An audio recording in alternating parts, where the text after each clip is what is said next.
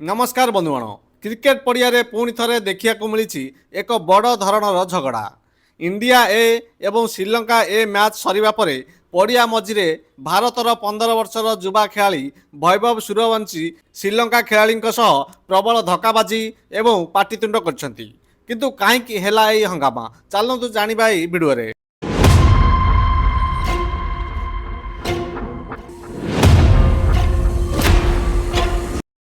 घटनाटी घटी तांबुलाटारे खेला जाइथिबा tri nation series रे प्रथम निर्धारित 50 ओवर रे मैच टी टाई हो जाइतिला।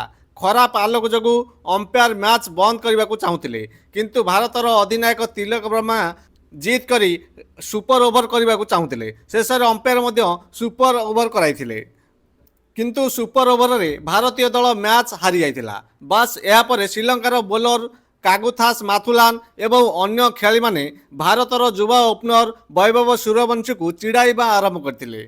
सूचना अनुसार से माने वैभव सूर्यवंशी को दिस इज नॉट आईपीएल एवं गो होम बोली कही स्लेजिंग करथिले। आउ एथिरे रागी जाइथिले वैभव सूर्यवंशी एवं रागी जाई वैभव सूर्यवंशी निज उपर नियंत्रण हराई बसिथिले एवं श्रीलंका खेलाड़ी को सीधा धक्का मारिबा को मारी जाइथिले। परिस्थिति एते खराब होइतिला जे श्रीलंकार सीनियर खेलाड़ी नीरसन डिकोला एवं भारतीय कोच पड़िया मझी को आसी वैभव को टाणी टाणी नेबाकू पड़िथिला।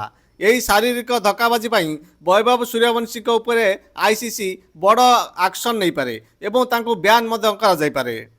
तेबे आपणक मतरे एही झगड़ा पाई किए दायी, श्रीलंका खेलाड़ी स्लेजिंग ना वैभव राग?